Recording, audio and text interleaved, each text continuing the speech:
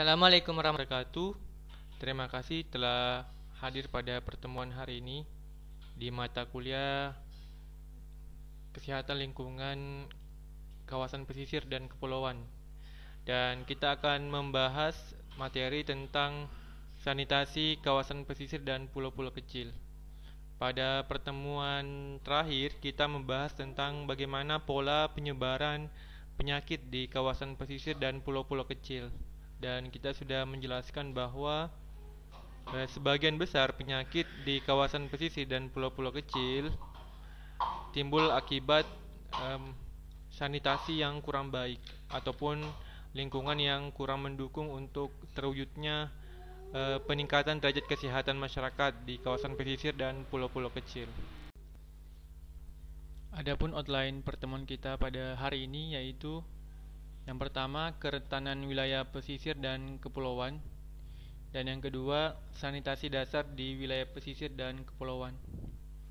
Jadi hari ini kita akan membahas tentang bagaimana kondisi geografi di wilayah pesisir dan kepulauan memberikan pengaruh terhadap derajat kesehatan masyarakat di wilayah pesisir dan kepulauan, dan juga bagaimana penerapan aspek higien sanitasi di wilayah pesisir dan kepulauan.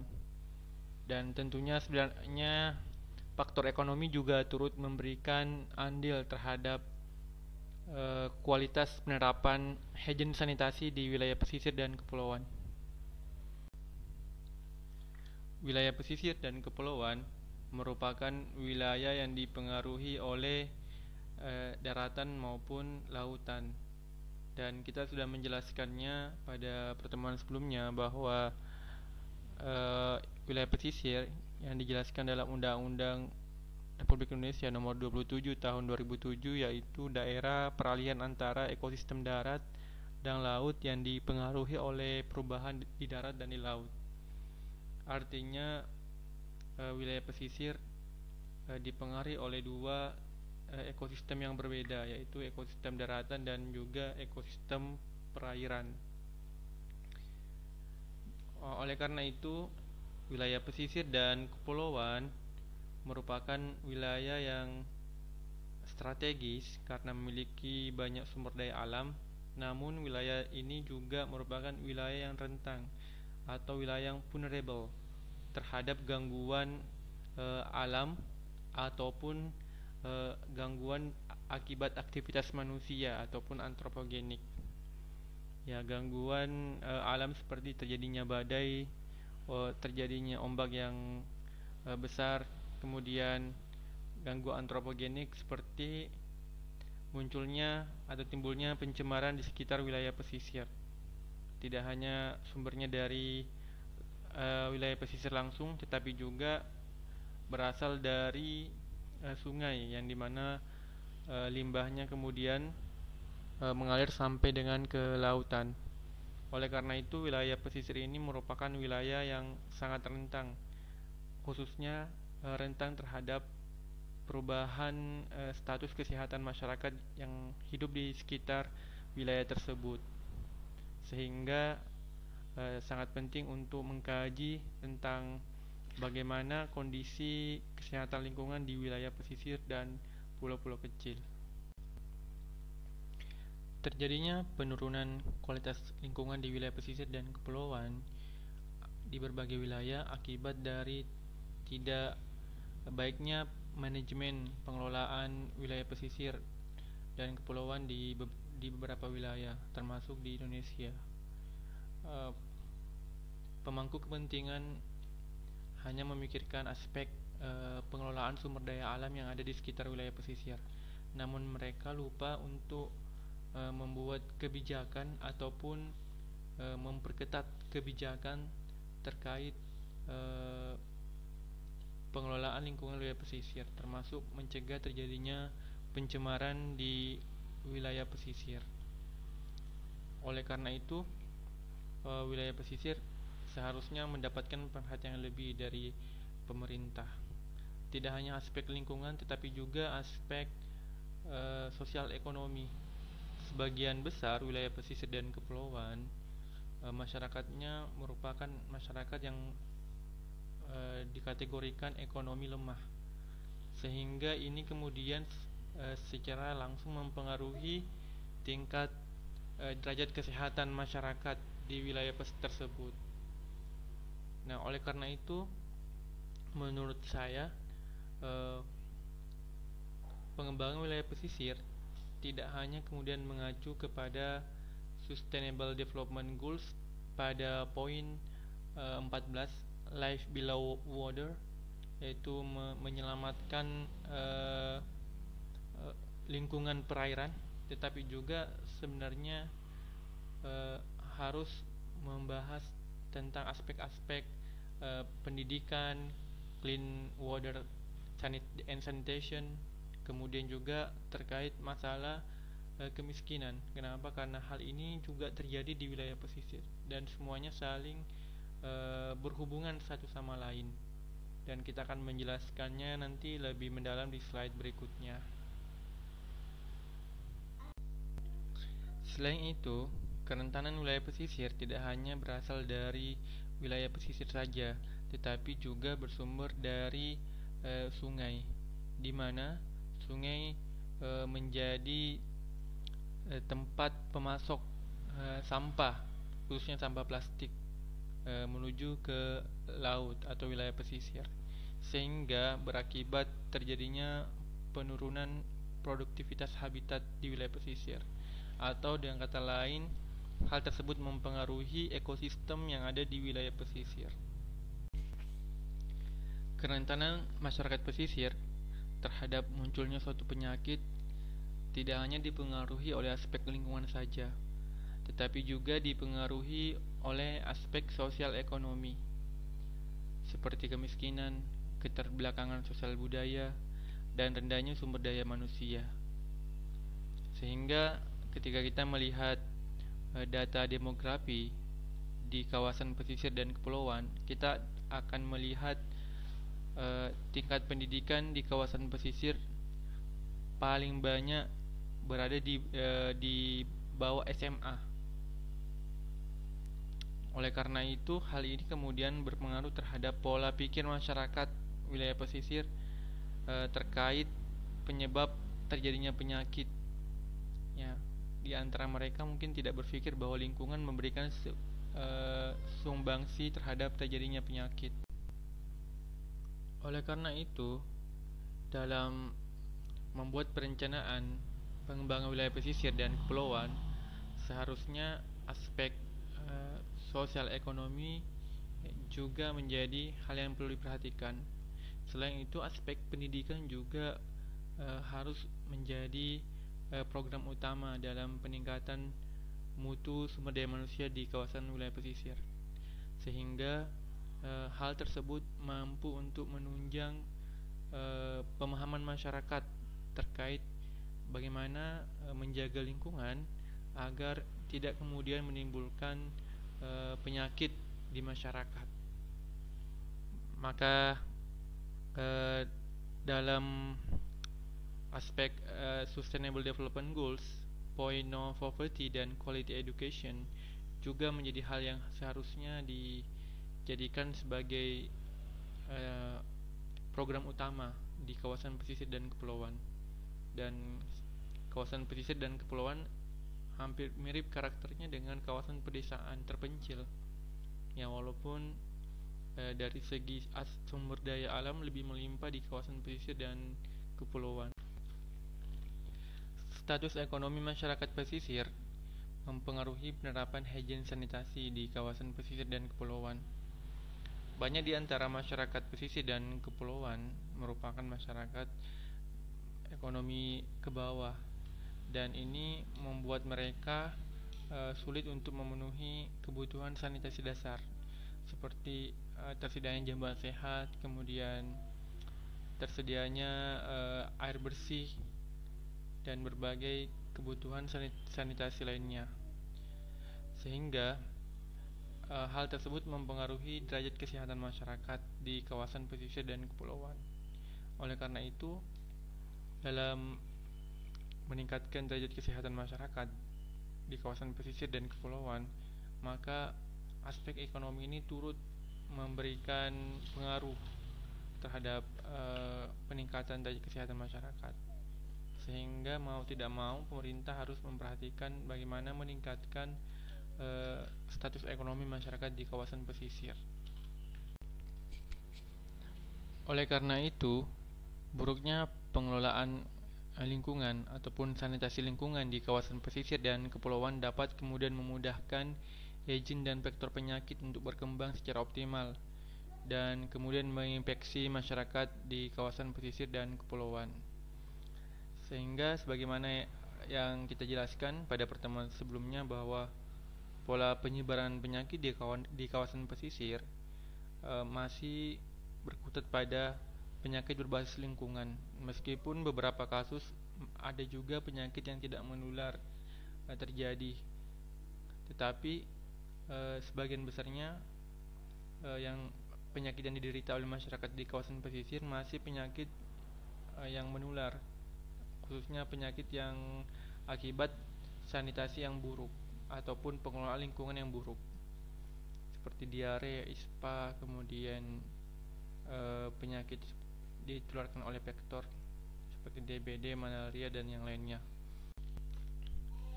Selain itu, derajat kesehatan masyarakat di kawasan pesisir dan kepulauan juga dipengaruhi oleh perubahan lingkungan yang ekstrim, di mana terjadinya climate change atau perubahan iklim kemudian dapat memberikan pengaruh terhadap kondisi iklim yang ada di wilayah pesisir dan kepulauan. Dan wilayah pesisir dan kepulauan termasuk wilayah yang merasakan dampak perubahan iklim tersebut, mulai dari kenaikan air laut dan juga sering terjadinya badai pada waktu tertentu. Dan ini kemudian memberikan dampak terhadap peningkatan derajat kesehatan masyarakat di pulau-pulau kecil dan juga wilayah pesisir. Dalam melihat pelaksanaan sanitasi lingkungan di kawasan pesisir, maka kita mencoba melihat dari segi pelaksanaan 5 pilar STBM, di mana ini merupakan program pemerintah terkait pemaksimalan pelaksanaan sanitasi lingkungan, khususnya di desa-desa atau di wilayah terpencil. STBM sendiri merupakan sebuah program yang secara resmi dilaksanakan berdasarkan Peraturan Menteri Kesehatan Nomor 3 Tahun 2014, yang dimana STBM ini merupakan pendekatan untuk merubah perilaku higien sanitasi melalui pemberdayaan masyarakat dengan metode pemicuan. Dan program STBM ini bertujuan untuk menurunkan kejadian penyakit berbasis lingkungan seperti diare, kemudian vector-borne disease. Terdapat 5 pilar dari STBM ini. Yang pertama yaitu tidak boleh buang air besar sembarangan atau biasa disebut dengan ODF. Kemudian yang kedua, setiap rumah tangga harus melakukan pengolahan air minum dan makanan yang sesuai standar kesehatan. Yang ketiga adalah setiap rumah tangga harus membiasakan mencuci tangan pada waktu-waktu tertentu. Kemudian setiap rumah tangga harus mengolah limbahnya, limbah cairnya atau limbah rumah tangganya dengan benar. Dan setiap rumah tangga harus mengelola sampahnya atau limbah padatnya dengan benar. Nah, kelima pilar ini dapat kita kemudian jadikan sebagai standar untuk melihat sejauh mana pelaksanaan aspek sanitasi lingkungan di kawasan pesisir dan kepulauan, karena kawasan pesisir dan kepulauan masih dikategorikan wilayah yang terpencil, bahkan ada di antara wilayah pesisir dan kepulauan, termasuk bagian dari wilayah-wilayah yang membutuhkan program pemicuan STBM ini, sehingga hal ini menjadi sangat penting untuk kita lihat sejauh mana pelaksanaan program STBM ini. Dan saya akan nanti memberikan contoh berdasarkan penelitian yang saya pernah dilakukan di kawasan pesisir dan pulau-pulau kecil terkait pelaksanaan STBM.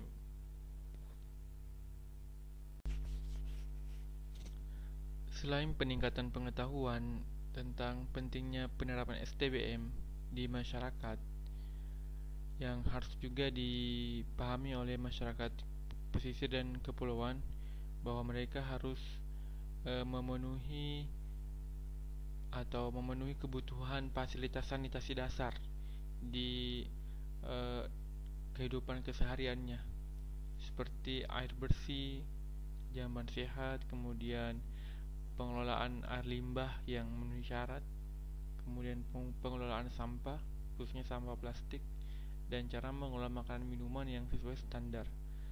Karena ketika aspek ini tidak kemudian terpenuhi dalam kehidupan masyarakat wilayah pesisir dan kepulauan, maka akan menimbulkan dampak negatif berupa mudahnya penyakit berbasis lingkungan kemudian menjangkiti masyarakat wilayah pesisir dan kepulauan. Dan kita akan menjelaskan kelima aspek ini satu persatu di slide berikutnya. Masyarakat yang tinggal di wilayah pesisir dan kepulauan mempunyai karakteristik sendiri. Masyarakat pesisir dan kepulauan secara umum merupakan nelayan tradisional dengan penghasilan yang kecil dan termasuk keluarga yang miskin disebabkan oleh penghasilannya tergantung pada hasil tangkapan yang bersifat musiman dan menggunakan teknologi yang tradisional, sehingga berpengaruh terhadap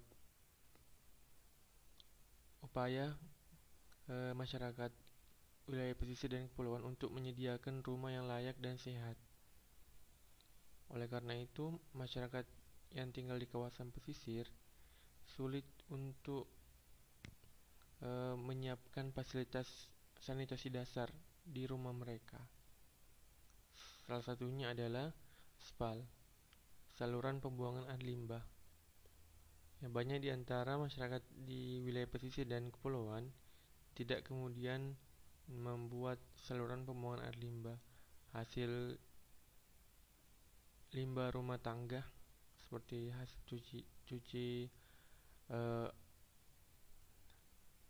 cucian di dapur kemudian tidak dibuang ke sebuah saluran pembuangan yang memenuhi standar, tetapi hanya dibiarkan saja mengenang di belakang rumah atau di bawah kolong rumahnya, sehingga hal tersebut bisa menjadi tempat perkembangbiakan vektor penyakit. Apa sih yang dimaksud dengan SPAL atau sarana pembuangan air limbah? SPAL merupakan suatu bangunan yang digunakan untuk membuang air buangan atau air limbah dari kamar mandi, tempat cuci, dapur, dan lainnya, tetapi bukan berasal dari jamban atau air dari kakus. Manfaat SPAL yaitu yang pertama, air limbah tidak akan berserakan di sekitar lingkungan rumah, sehingga tidak menimbulkan genangan air yang dapat menjadi tempat perkembangbiakan vektor penyakit. Yang kedua adalah menghilangkan sarang nyamuk atau menghilangkan tempat perkembangbiakan nyamuk yang dapat kemudian membawa penyakit malaria maupun DBD. Nah, oleh karena itu seharusnya setiap rumah tangga memiliki SPAL agar air limbahnya kemudian tidak tergenang di sekitar lingkungan rumah mereka. Bentuknya bisa satu rumah satu spal ataupun digunakan secara komunal, artinya satu rumah, beberapa rumah bisa menggunakan satu spal secara bersama. Saya pernah melakukan penelitian di sebuah pulau kecil di mana sebanyak 269 responden kami wawancarai, dan ternyata sebanyak 77%, ya sebanyak 77% responden tidak memiliki spal atau sarana pembuang air limbah. Nah, kemudian pertanyaannya, di mana sih mereka membuang limbahnya? Ternyata masyarakat pulau tersebut sebagian besar mereka membuang limbahnya di lingkungan rumah mereka. Tepatnya lebih dari 50%, hampir 60% dari mereka membuang limbahnya di lingkungan rumah mereka. Ada di luar lingkungannya atau di luar pekarangannya, ada yang di dalam pekarangan rumahnya, bahkan ada yang di kolong rumahnya. Dan sebagian besar mereka yang membuang limbahnya di lingkungan rumah, mereka membuang limbahnya di belakang rumah mereka. Ya, artinya ya sangat besar resiko lingkungan rumah masyarakat pesisir atau di pulau-pulau kecil itu dijadikan tempat untuk perkembangbiakan vektor pembawa penyakit. Ya, ada juga di antara mereka yang mengatakan membuang air limbah mereka di laut sebanyak 17%. Nah, ini juga sebenarnya bukan sebagai solusi. Ketika tidak memiliki spal kemudian membuang limbahnya ke laut juga mencemari laut. Maka ini juga bukan solusi yang terbaik. Sebagiannya lagi mengatakan air limbah dari cucian dapur, kemudian kamar mandi, langsung mereka hubungkan dengan septic tank. Ya, hanya sekitar 5% saja yang mengatakan seperti itu.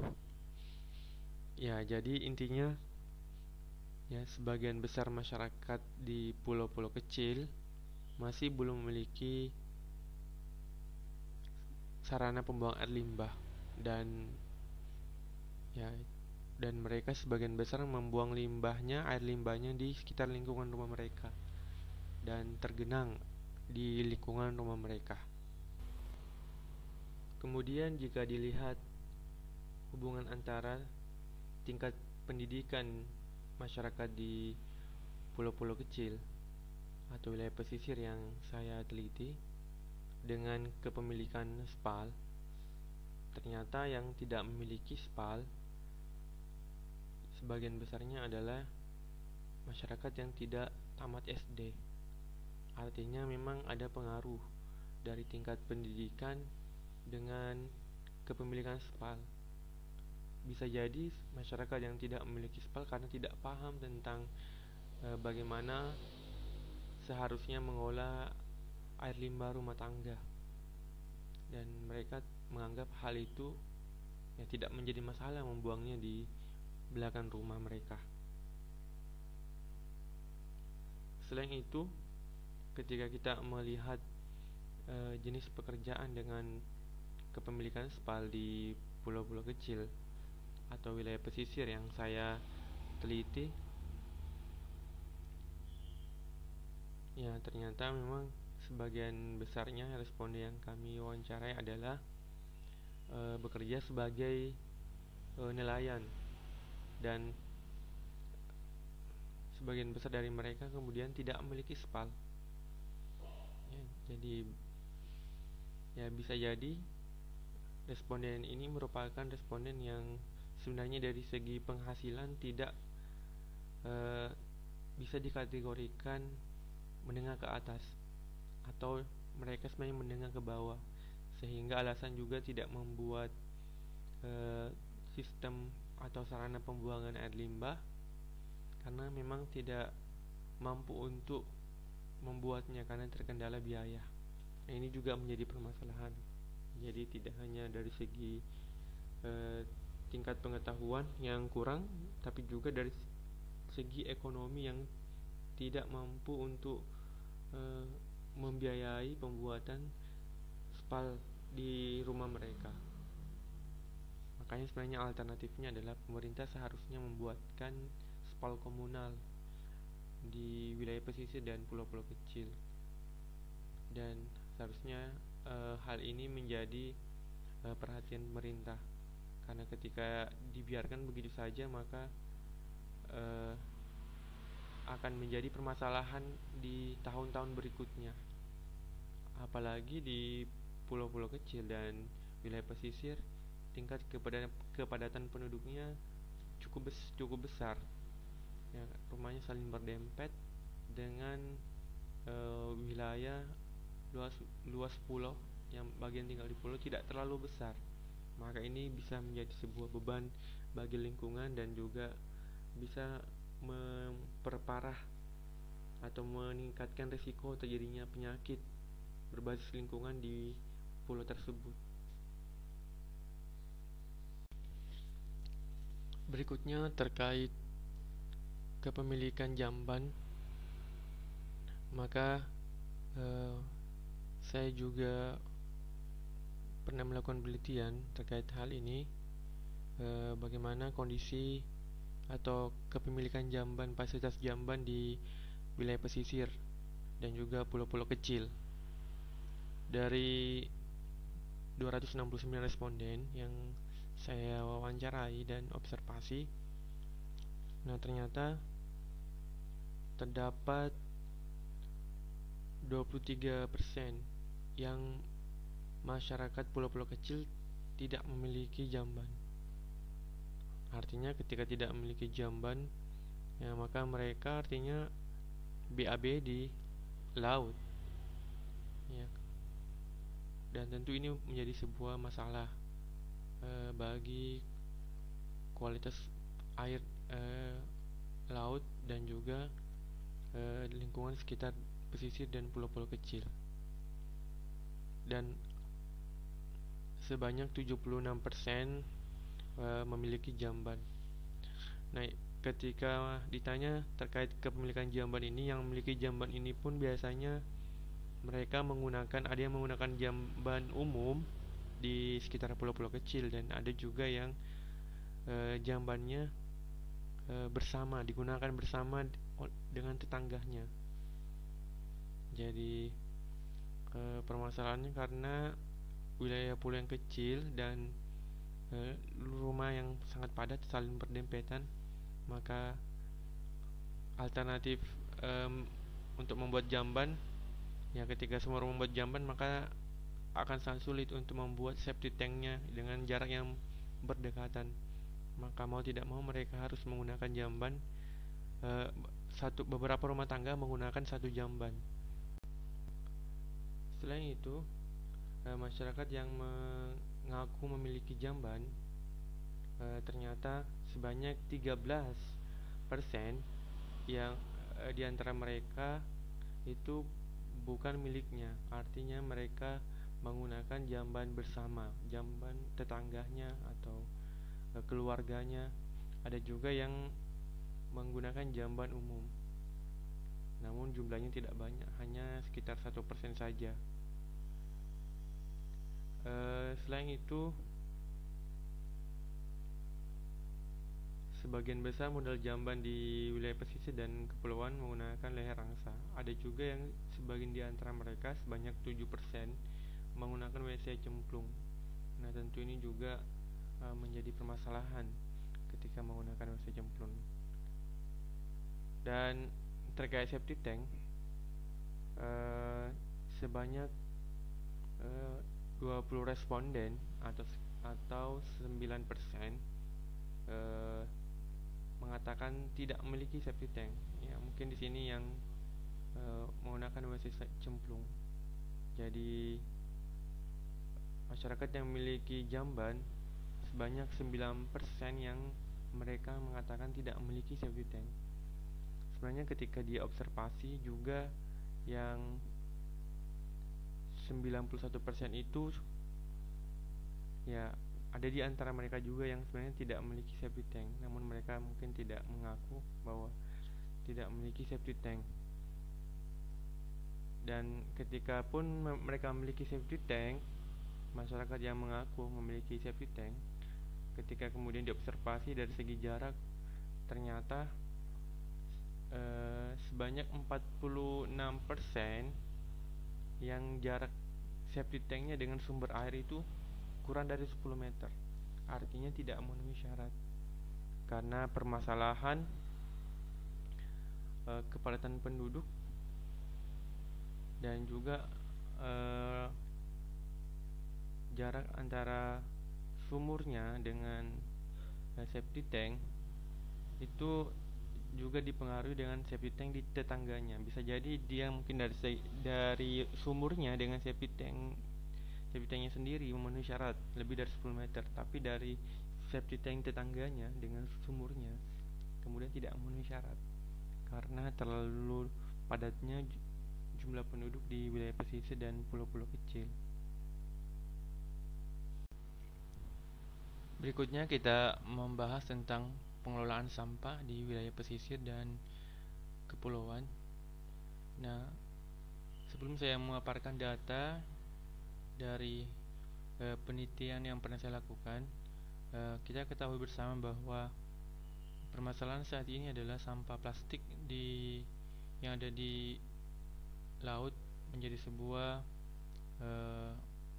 hal yang merugikan biota laut, bahkan sebenarnya merugikan manusia dengan adanya mikroplastik.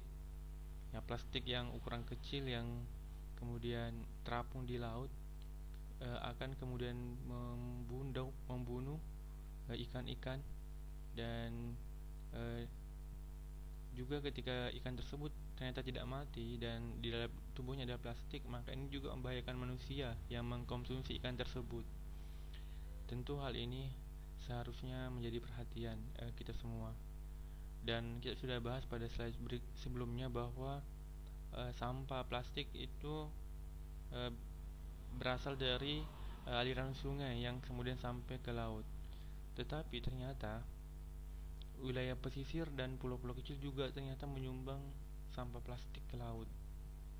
Ya, dari penelitian saya ini saat observasi di pulau-pulau kecil, ya, kami menemukan banyak sekali plastik di pulau-pulau kecil. Pertanyaannya dari mana sih? Ya, dari produk-produk makanan dan minuman yang dibeli masyarakat pulau di daratan utama dibawa ke pulau kecil. Nah, yang menjadi permasalahan adalah masyarakat pulau kecil tidak tahu mengolah sampah plastik ini.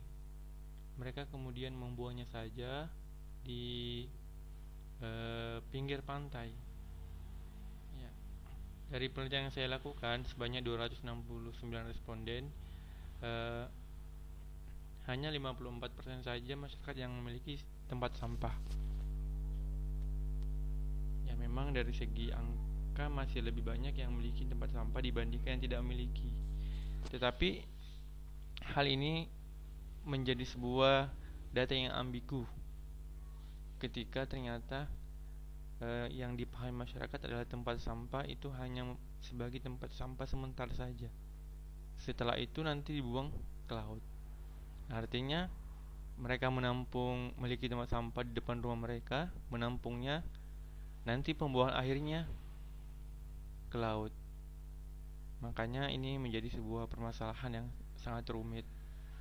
Nah, ketika ditanya tentang model tempat sampah yang mereka miliki, sebagian besar di antara mereka mengatakan modelnya seperti keranjang di luar rumah, dan setelah penuh mereka buang ke laut. Maka ini menjadi hal yang mengkhawatirkan. Nah, berdasarkan data yang kami dapatkan, yang saya katakan tadi, masyarakat memiliki tempat sampah di depan rumahnya lebih dari 50%, tetapi dari segi pengolahan sampahnya yang ada di tempat sampah, maka sebagian besar masyarakat di pulau-pulau kecil memilih alternatif membuangnya ke laut sebanyak 75%, membuangnya ke laut. Sebagiannya lagi mengatakan dibakar 15%, yang mengatakan seperti itu. Kemudian ada juga kemudian ditimbun, hanya 7% saja. Sebagian besarnya membuangnya ke laut. Ya, kita tidak bisa menyalahkan masyarakat seutuhnya karena mereka mungkin bingung di mana membuang sampahnya.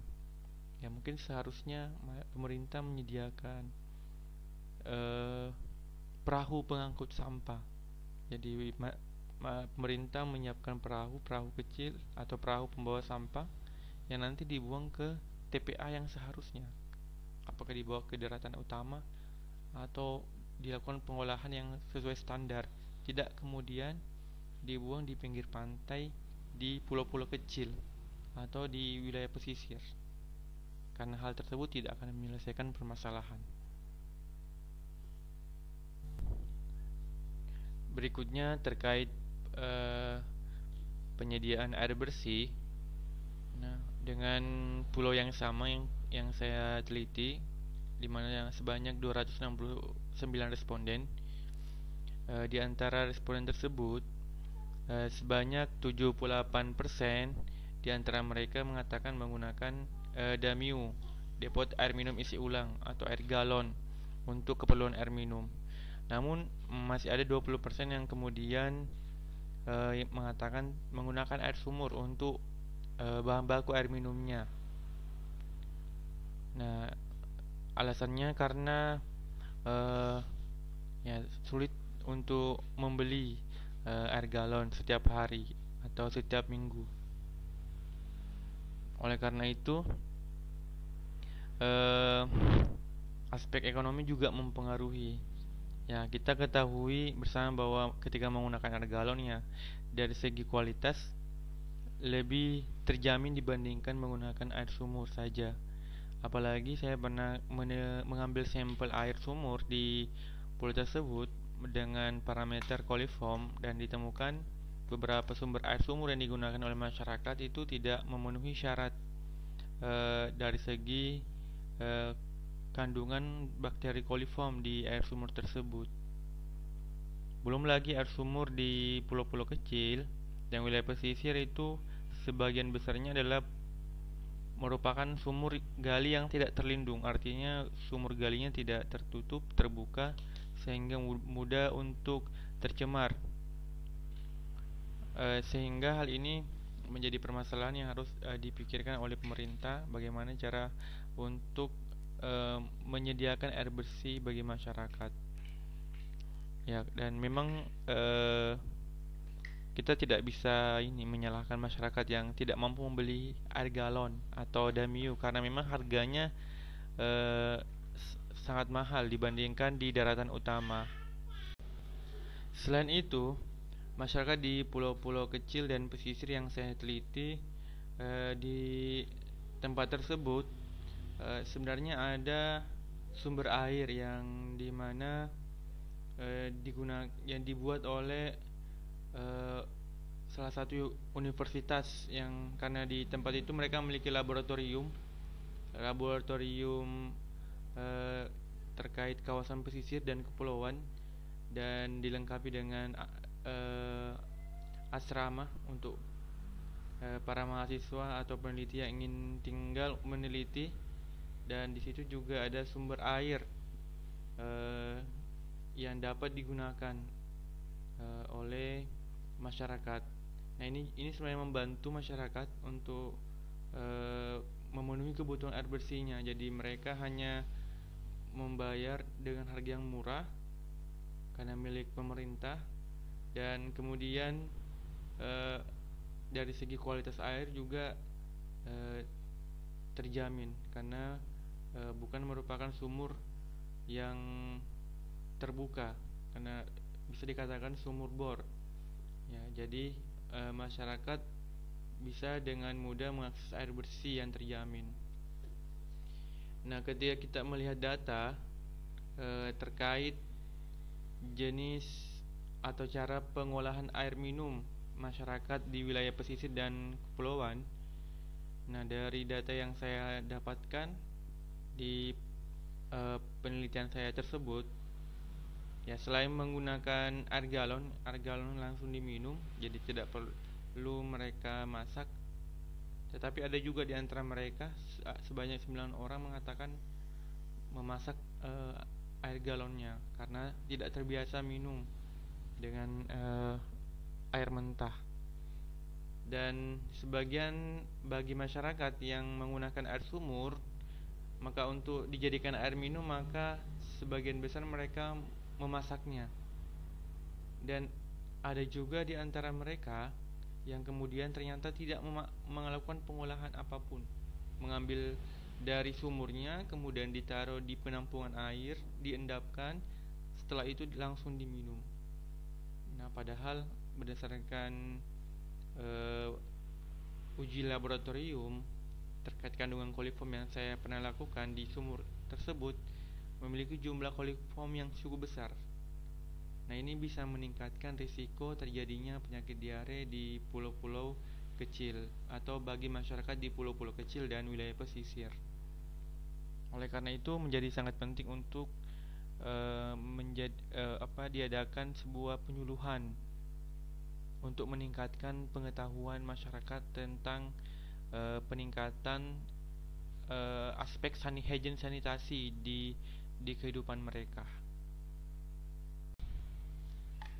Nah, bagaimana ketika terjadi musim kemarau, di mana sulit untuk mengakses air sumur bagi masyarakat yang menggunakan air sumur? Di antara mereka ada kemudian mengatakan bahwa mereka menyiapkan air hujan atau menada air hujan sebelum datangnya musim kemarau. Jadi mereka memiliki bak besar di rumah mereka untuk kemudian disiapkan, atau ketika sudah habis mereka kemudian di antara mereka bahkan ada yang membeli air bersih dari daratan utama. Jadi kalau di daratan utama atau di lingkungan kita biasanya yang dijual hanya air galon saja, air langsung diminum. Kalau di pulau-pulau kecil, selain menjual air galon, maka Anda akan menemukan air bersih, air bersih, bukan air minum, air bersih yang dijual untuk keperluan mandi dan mencuci. Dan itu didapatkan dari daratan utama. Nah, bisa dibayangkan berapa besar biaya yang mereka harus keluarkan. Jadi mereka harus membeli air minum, mereka harus kemudian membeli makanan, dan ditambah dengan membeli air bersih untuk mandi. Nah, artinya sangat sulit sekali kehidupan di pulau-pulau kecil. Apalagi dari segi penghasilan, sebagian besar masyarakat pulau-pulau kecil merupakan masyarakat ekonomi lemah. Nah, ini bisa kemudian memperparah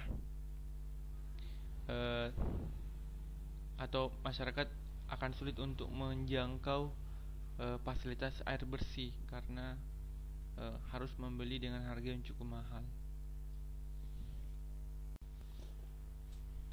Terkait pengelolaan makanan minuman, nah tentunya ini terkait dengan ketersediaan air bersih dan juga terkait masalah status ekonomi masyarakat di pulau-pulau kecil. Ya, terkait air minum yang sudah saya jelaskan tadi, masyarakat yang memiliki uang yang banyak atau termasuk ekonomi menengah ke atas, maka mereka bisa membeli air galon setiap hari atau setiap minggu, maka itu tidak menjadi masalah. Tapi bagi yang tidak mampu, tentu ini menjadi suatu permasalahan dalam hal memenuhi kebutuhan air minum yang memenuhi standar. Dan untuk masalah makanan, ya kita ketahui di pulau-pulau kecil atau wilayah pesisir yang berbeda dengan di daerah pegunungan yang sayuran dan buah-buahannya melimpah. Kalau di pulau-pulau kecil, mungkin dari segi protein dari ikan, bersumber dari ikan, mereka mampu setiap hari memenuhinya. Tapi dari segi aspek eh, nabatinya atau sayuran dan sejenisnya, ini sangat sulit untuk mereka penuhi, kecuali mereka harus kemudian eh, pergi ke daratan utama untuk membeli sayur-sayuran. Nah, tentu ini menjadi suatu permasalahan bagi masyarakat yang merupakan ekonomi ke bawah. World Bank Water Sanitation Program atau WSP mengungkapkan bahwa Indonesia masih berada di urutan kedua di dunia sebagai negara dengan sanitasi buruk. Menurut data lainnya dari PBB, sekitar 63 juta penduduk Indonesia tidak memiliki toilet dan masih buang air besar atau BAB sembarangan di sungai, di laut, ataupun di permukaan tanah. Tentu hal ini masih mengkhawatirkan, termasuk di wilayah pesisir dan kepulauan. Oleh karena itu, program STBM seharusnya harus lebih dioptimalkan lagi. Ya, karena saat ini sudah ada tapi belum optimal pelaksanaannya. Harus ada sumber daya untuk menggerakkan program STBM ini di berbagai pelosok negeri ini, termasuk di wilayah pesisir dan kepulauan. Nah, bahkan ketika kita membaca beberapa data terkait cakupan perumahan sehat di Indonesia, ternyata jumlahnya masih 47,9% saja yang mampu memenuhi perumahan sehat pada suatu keluarga, dan masih ada lebih dari 50% yang belum mampu memenuhi perumahan sehat, termasuk di wilayah pesisir dan pulau-pulau kecil. Ya, dan salah satu kriteria perumahan sehat adalah tersedianya sanitasi dasar, yang merupakan hal yang wajib bagi setiap keluarga untuk menyiapkannya dalam mendukung pengaplikasian higien sanitasi di keluarga mereka. Selain itu, aspek fisik rumah seperti pencahayaan, kepadatan hunian juga menjadi salah satu kriteria dalam penyediaan rumah sehat. Dan terkait kepadatan hunian ini, banyak di antara keluarga di pulau-pulau kecil dan wilayah pesisir yang mereka satu rumah dengan jumlah anggota keluarga yang banyak. Ya, bahkan satu rumah ada 2 kakak, ya 2 kepala keluarga, sehingga hal ini tentunya tidak membuat rumah tersebut tidak memenuhi syarat. Dan apalagi penggunaan kayu bakar masih sering digunakan di pulau-pulau kecil, karena masih banyak di antara masyarakat tidak mampu untuk membeli gas sebagai bahan bakar, sehingga alternatifnya adalah menggunakan bahan bakar tradisional atau yang konvensional yang menggunakan kayu bakar. Nah, ini kemudian menjadi sebuah faktor risiko tingginya ISPA di wilayah pesisir dan pulau-pulau kecil. Ketika kita membaca data terkait penyakit berbasis lingkungan yang sering menyebabkan kematian di Indonesia pada rentang tahun 2001 sampai 2015, maka kita akan melihat diantaranya adalah yang pertama ada ISPA, infeksi saluran pernapasan akut, merupakan penyakit yang menduduki peringkat pertama sebagai penyakit berbasis lingkungan yang menyebabkan kematian di Indonesia. Setelah itu ada TB yang kemudian juga menjadi penyakit yang berbasis lingkungan, ya penyakit yang disebabkan oleh Mycobacterium tuberculosis ini menjadi penyakit yang menyebabkan kematian, ya di urutan kedua setelah ISPA. Dan diare juga ternyata menjadi penyakit penyebab kematian atau penyakit berbasis lingkungan yang menyebabkan kematian terbanyak di Indonesia. Nah, oleh karena itu sangat penting untuk memperhatikan hal ini, apalagi di wilayah pesisir dan kepulauan.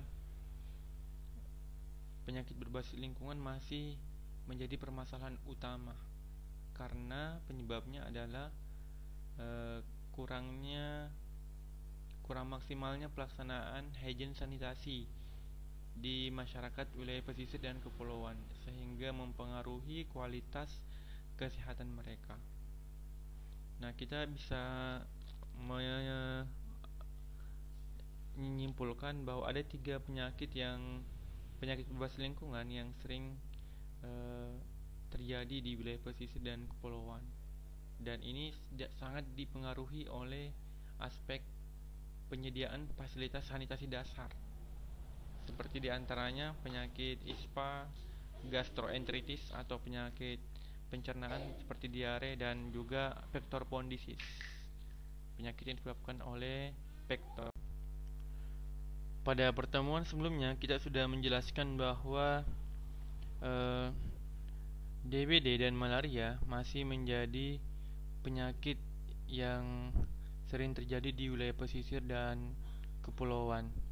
Salah satu penyebabnya adalah aspek sanitasi dasar yang belum terpenuhi, seperti penyediaan SPAL, sarana pembuangan air limbah, di mana masyarakat membuang air limbahnya di lingkungan rumahnya sehingga memunculkan genangan air, sehingga hal tersebut kemudian bisa menjadi tempat perkembangbiakan vektor pembawa penyakit seperti nyamuk. Kemudian belum lagi dipengaruhi oleh aspek pengetahuan masyarakat wilayah pesisir terkait pentingnya pola hidup bersih dan sehat. Dalam hal ini, bagaimana mencegah penularan DBD dengan melaksanakan program 3M. Hal ini belum teraplikasi dengan optimal karena tingkat pengetahuan yang kurang, sehingga tingginya kejadian DBD disebabkan karena hewan-hewan pembawa penyakit atau vektor pembawa penyakit ini sangat berkembang optimal di lingkungan wilayah pesisir dan kepulauan. Sebagai contoh, kejadian DBD banyak ditemukan di wilayah pesisir dan kepulauan jentik dari nyamuk Aedes aegypti ataupun jentik dari nyamuk Anopheles untuk penyakit malaria. Ini karena masyarakat tidak kemudian mempedulikan tentang bagaimana cara untuk menanggulangi penyakit berbasis lingkungan ini. Selanjutnya, kejadian gastroenteritis atau kasus gastroenteritis di pulau-pulau kecil dan kawasan pesisir disebabkan karena air yang dikonsumsi oleh masyarakat, khususnya dari air sumur, telah terkontaminasi bakteri coliform yang berasal dari septic tank. Jarak septic tank yang tidak memenuhi syarat, sebagaimana dijelaskan pada slide sebelumnya, menjadi penyebab utama tingginya konsentrasi coliform pada air sumur di beberapa wilayah di wilayah pesisir dan pulau-pulau kecil. Dan ini kemudian menjadi penyebab tingginya kasus diare dan penyakit gastroenteritis lainnya. Belum lagi ketika masyarakat di wilayah pesisir dan pulau-pulau kecil tidak memasak airnya atau langsung meminum air dari sumur yang telah terkontaminasi coliform, dan juga termasuk tidak melakukan atau tidak menerapkan kebiasaan mencuci tangan setiap kali makan atau menyentuh ataupun mengolah makanan. Dan ini semua dapat meningkatkan risiko terjadinya penyakit gastroenteritis dan juga penyakit diare di wilayah pesisir dan pulau-pulau kecil. Tingginya kasus ISPA di wilayah pesisir dan kepulauan dipengaruhi oleh penggunaan kayu bakar di beberapa rumah tangga, dan ini kemudian menjadi pemicu terjadinya penyakit infeksi saluran pernapasan akut, termasuk terjadinya penyakit pneumonia pada anak-anak. Artinya eh, rumah tangga yang merupakan rumah tangga yang ekonomi lemah, yang menggunakan kayu bakar, memiliki risiko lebih besar terkena ISPA dibandingkan masyarakat kawasan pesisir yang berekonomi menengah ke atas, yang dimana mereka menggunakan gas yang resikonya lebih kecil untuk terpapar penyakit ISPA. Oke, terima kasih telah hadir di perkuliahan hari ini, dan saya harapkan kalian memahami dengan baik inti dari perkuliahan hari ini, yaitu tentang tingkat kerentanan di wilayah pesisir dan bagaimana penerapan sanitasi dasar di wilayah pesisir dan kepulauan. Dan insyaallah kita akan melanjutkan pertemuan berikutnya minggu depan. Assalamualaikum warahmatullahi wabarakatuh.